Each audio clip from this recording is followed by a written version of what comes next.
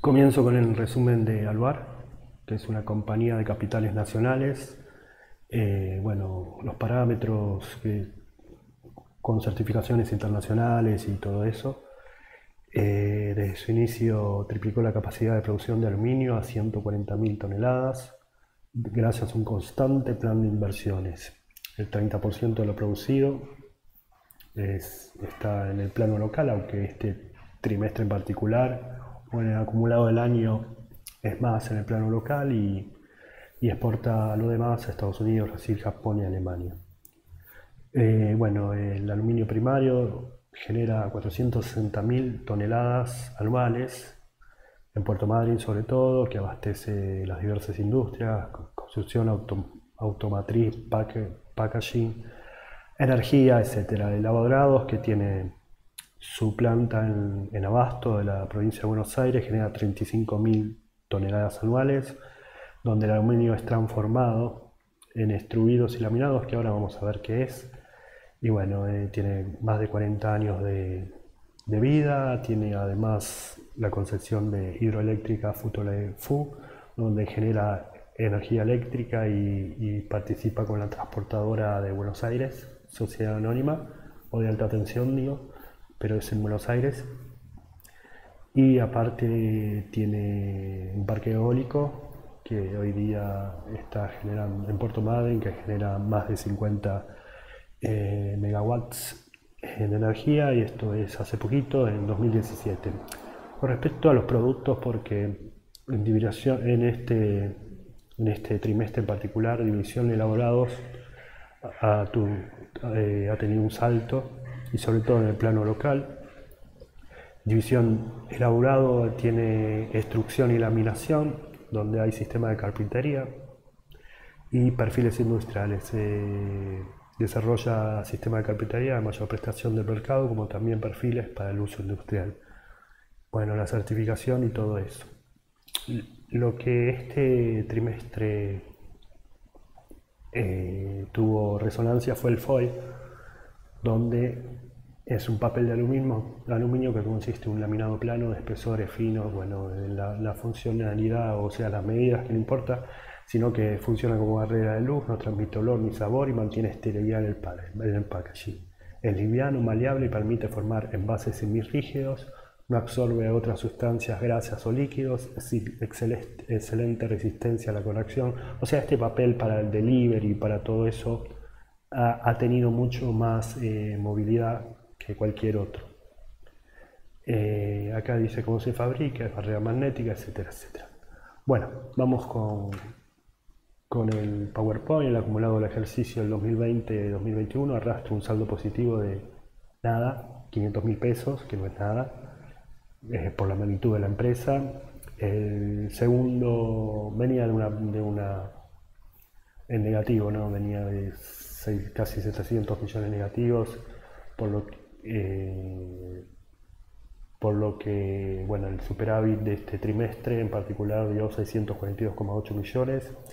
El 2019-2020, producto de agosto del 2019, da 1.935 millones de pesos. El segundo trimestre daba un déficit de 2.500, no, un superávit de 2.567,5 millones de pesos. Para aclarar esto, vamos a los resultados, donde tenemos que los accionistas controlantes, estos son las empresas, bueno, asociadas a donde Alvar no percibe, tiene 500.000 pesos, acá tiene un déficit de 2.170, y los resultados del trimestre es de 580 millones de pesos contra, que me equivoqué, no es esto, contra 2.502 millones de pesos. Eso es en los resultados. Después volvemos al cuadro. Bueno, los puntos salientes: la presa arroja ese resultado por disminución en el promedio del precio internacional del aluminio. En realidad aumentó el precio, sumado a menores despachos realizados al mercado externo. Hablamos del resultado casi nimio. Con respecto al resultado final, este año se produjo un menor impacto sobre la posición pasiva neta en moneda extranjera, como vamos a ver después en resultados financieros. La hidroeléctrica Futaleufú resultó con aportes de agua al embalse inferiores a los promedios históricos, sumando al daño estructural de las torres de la línea Esquel-Puerto Madryn, donde corresponden al primer trimestre de este periodo, donde el despacho de generación de energía eléctrica fue mínimo. Esto fue por la nieve que hubo en el sur. Bueno, los ingresos por venta dan 23.657,5 millones de pesos, que es una caída del 25,7%, o sea, aligera un poco la caída que tenía el comparativo de los primeros trimestres. Los costos de ventas dan 29.428 millones de pesos, un ahorro del 24,3% en interanual. El margen de EBITDA sobre ventas son parecidos, pero este es un poco mejor, un poco mayor, 14,7% contra un 13,1% el año pasado. Los inventarios disminuyeron un 13,4%, donde la asistencia de productos terminados bajaron un 41% y eso me da. El análisis DuPont o ROE da 0,03 o 3%, o sea, la rentabilidad sobre patrimonio neto. Bueno, volvemos al cuadro de resultados. Vemos un poco las ventas, los ingresos brutos, donde bueno, hay diferencias, tanto en el operativo como en el bruto. De hecho, el operativo es casi la mitad del año pasado. Después tenemos, bueno, lo que salva son estos 7.645 millones contra 947 millones, casi todo en diferencia de cambio, como vamos a ver. Y con respecto al trimestre, bueno, es mayor la venta, pero todavía no alcanza a lo del año pasado. Viendo dos cositas más sobre la filmina que vimos los inventarios, donde los productos terminados tienen inventarios de 10.545 millones de pesos contra 17.867, es la baja del 41% que mencioné. De hecho, hay menos compras en el periodo, pero lo que hace que el costo sea bajo, pero que la rueda de la producción y venta, o sea, la rotación de inventario sea más lenta y menos valiosa que años anteriores, sobre todo por la baja exportación de aluminio de este periodo, de este ejercicio que lleva 6 meses. Y por último quería, bueno, acá todo Bolsar, cada vez que hay un balance da un resumen con diferentes ratios. Acá pone el análisis DuPont, que no es más otra cosa que es multiplicar la rentabilidad de los activos por el apalancamiento, ¿no? El apalancamiento es los activos sobre el patrimonio neto, o sea, cómo yo mantengo el patrimonio neto con los activos que tengo, no sé, con la disponibilidad. Nosotros tenemos, o sea, con todo lo que tenemos. Bien, no quería agregar nada más porque iba a ser una boludez. Bueno, esto fue. Los segmentos tenemos que el 84,5% de la facturación es el segmento de aluminio primario, como si fuese la materia prima, cayendo en la misma en un 20,4% interanual. La división aluminio elaborado, o sea, la industria del aluminio, sube un 31,1%, principalmente por los foil, que después lo vamos a ver en la subdivisión de elaborados. La generación de energía, donde se incluye la producción y venta de energía eólica, que es solo el 4,45%, baja un 23%. Y se factura al exterior, como decía en la primera, que en promedio son 70%, bueno, este año, este ejercicio por ahora no llega al 55% y la misma cae un 44,8%. En cambio, la local crece un 27,7%. Bien. Vamos a ver la segmentación en cuanto a facturación, mejor dicho, donde tenemos bueno, el primario, que es 28.450 millones de pesos, es casi el 85%. Tenemos elaborados 3.433, generación de energía 1.499 Y ingeniería, construcciones, montajes industriales, todo a pedido, investigación, desarrollo, ingeniería y desarrollo es eso. Y lo único para destacar es que edición de elaborados ha crecido, y todo lo demás tuvo una baja que ya mencionamos, generación eléctrica, bueno, ingeniería, construcciones y montajes industriales aumentó casi el doble, pero no llega ni al 1% de facturación total. Y división primario, que es lo más importante, abajo. Bien, producción y despacho, que después vemos los cuadros que dije. La producción de aluminio primario cayó un 37,1% por restricciones sanitarias y parada de plantas. Hoy día trabaja el 70% de la planta de Puerto Madryn, según lo que indica el balance. El trimestre pasado era un 63%. Los elaborados suben un 37,8% en el interanual. La generación de energía eólica y térmica cayó un 34%. En cuanto a los despachos de aluminio primario bajan un 28,9%, el despacho al exterior, que es un 62%, baja un 41%, los despachos en elaborados suben un 37,8%, se exporta el 3,16% nada más, y acá destacamos los foil, que eran los papeles de aluminio que no dejan pasar la luz, que mantienen la temperatura y que se alza un 51,2%. Los despachos de la hidroeléctrica bajaron un 20,6%. Bien, acá tenemos, vamos a agrandar un poco, así se ve, donde, bueno, la adición de promedio de aluminio primario está en los peores, en la peor producción o en la peor etapa de los últimos 5 años. La producción elaborados no está tan mal, o sea, está mejor que el año pasado, por ejemplo, o que el ejercicio pasado, en lo que va del año.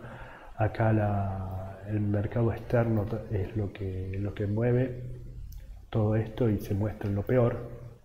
Está mucho peor incluso que el 2018-2019, más o menos un 30% peor. Y bueno, ni hablar del despacho. Con respecto a la eólica y térmica, que son acá figuran los parques eólicos y la ruptura de las plantas hace que esto baje también. Y lo que no hay que darle bola es esto, porque esto menciona abril y septiembre, y de hecho no está muy claro esto, porque me fijé en el anterior balance y no me da la suma, sino me da algo parecido a esto. Bien, que es la generación de FUTO LEUFU. Seguimos con los gastos de administración comercial y distribución, que acumulan 2.581,5 millones de pesos, un ahorro del 20,8%, principalmente por honorarios y servicios 18,1%, sueldos y jornales 13,5%, y los gastos de exportación, teniendo una retribución, parece, hay una baja del 45%, aparte porque se exportó menos. Bien, tenemos los gastos que mencionamos, bueno, los honorarios 2.877 millones contra 3.514,7, 2.797 millones,3 contra 3.203, y acá, bueno, exportación el año pasado teníamos 1.709 millones y hoy día tenemos 941 millones,6, más o menos, gasto de exportación y reintegro, que sea en la distribución. Los resultados financieros acumulan un saldo negativo de 774,4 millones de pesos. El segundo trimestre acumulamos un negativo de 6.411,8 millones de pesos por saldo de diferencia de cambio. La deuda financiera en pesos es de 29.626 millones de pesos, una baja del 22% interanual por menores altas de préstamo y menores intereses perdidos y diferencias de cambio devengadas. Y el flujo de efectivo da 5.844,6 millones de pesos, una suba del 108% más o menos, porque no se distribuyeron dividendos este año. Bueno, vamos de a poco, volvemos a esto.